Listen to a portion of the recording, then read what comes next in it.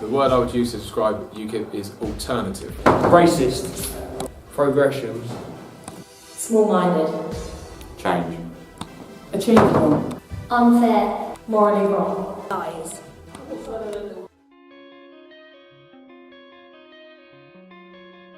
I think from former experience as being a Conservative MP, Carswell has got enough experience and he knows what he's doing. I think that Douglas Carswell has got enough information from his previous role as a Conservative. Douglas was in part Conservative, which used to represent Clapham before UKIP. I think most people stuck with what they knew because he worked with and for Clapham before.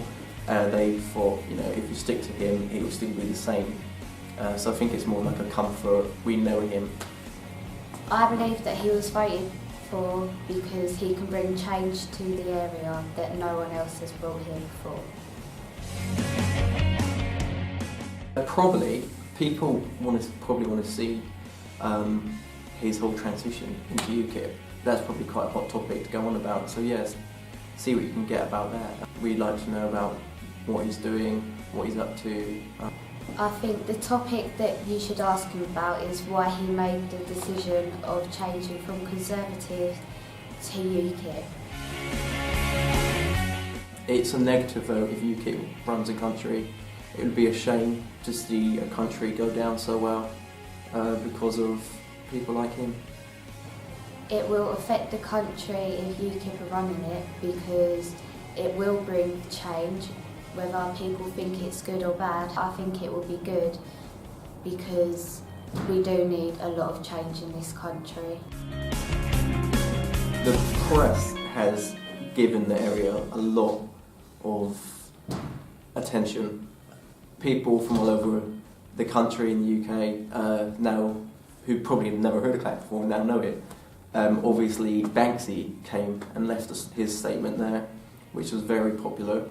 I think that the press twisted a lot of Douglas Carswell's ideas. Sky News were in Clacton and they were interviewing like anyone and anyone, whether they were old enough to vote or anything, which I think is completely inappropriate.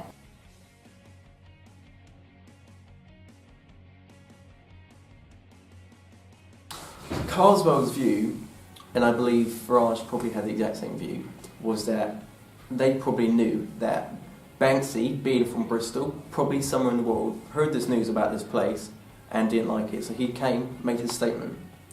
And they saw this and they've probably thought, oh, he knows what we're up to.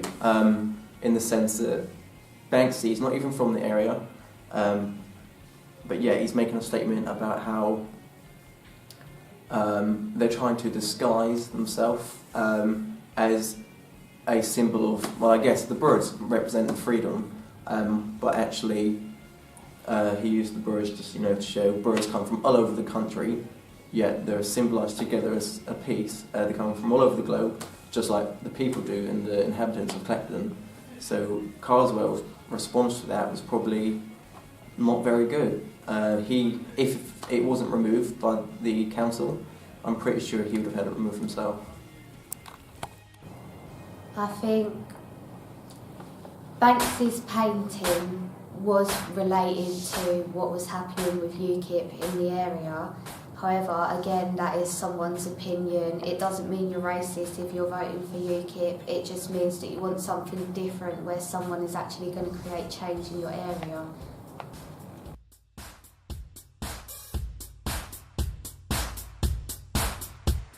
I decided to leave the Conservative Party when I realised that the people in charge of the Conservative Party just aren't interested in changing this country. This country is a great country, but it needs change, and they're just not serious about change. They made a lot of promises, they haven't kept them, and I thought it's time for me to make a change because this country needs change. UKIP's MP, I can do much more to influence government policy than I could as a Conservative. When I was a Conservative, I had to do what the government whips told me to do. I had my hands constantly tied, and I often, I'm afraid to say, had to ignore what local people thought about things and do what party bosses wanted. Now that I'm with UKIP, I can do what local people want me to do. I don't need to worry about David Cameron or Michael Gove or the Chief Whip or all the rest of them. I can do what local people want me to do on their behalf. And I think actually it makes me much more effective. I recently tabled a series of questions in Parliament about local healthcare. I've been pushing for money on sea defences. I can do all of those things without having to worry about whether or not it makes the minister look bad. I can do what I'm meant to do, which is represent local people. It might well be that at the next election, no one party has a majority and UKIP has the balance of power. And I think that could be really important because it means that if we get more UKIP MPs, we can force the next government to do the right thing for the country. Now, I'm not a big fan of either the Conservative Party or the Labour Party. I think sometimes on many things they're as bad as each other.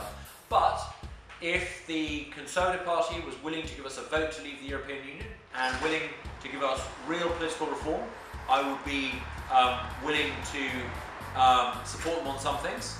But I wouldn't ever want to go into a coalition. Coalitions are really bad for this country. Look at what the current coalition's done. We keep on being told that we need to find 12,000 new houses for local people. Now stop and think about that. Where are these 12,000 local people needing houses? It's a myth. These houses are being built for London overspill. Now of course there are some local people, the next generation, who are going to need houses. That's why we need to build some new housing, but we don't need 12,000 houses. And I got a minister to admit that the government is not making tendering council build 12,000 houses. No. It's tendering council that is making us accept 12,000 houses. So I think we need to recognise that responsibility should lie with tendering district council. Tendering district council wants 12,000 new houses in this area. I think that's wrong. I think that's too many. I think it's time that we had a council that spoke up for local people and didn't campaign to accommodate London overspill. There are a number of things we can do to improve the area, and I think number one for prosperity is getting rail service to run properly. How on earth can a seaside town like Clacton or Frinton or Walton do well if you can't have a reliable train service? People need a reliable train service to come up here at weekends, during the holidays, as a seaside resort, but also, I commute. Lots of local people commute. You need to be able to commute reliably with a regular service. So fixing the railway lines is number one. I think we need more jobs locally, and I support local jobs fairs, particularly jobs fairs to help young people into work. But we also need to make sure that young people are getting the skills that they need. Unfortunately, for a number of years, there were one or two schools that weren't producing the rounded education that was necessary, and I think we're starting to see some improvements. As the local MP, I'm really pushing to make sure we raise standards in schools. The teachers have done a good job, but they need to do more. And it's not just a question of having pride in our local schools. Raising standards doesn't just give us more pride in our local schools, it actually means that more young people are going to be able to work in future and have the skills they need, and that's a long-term way to lift the area.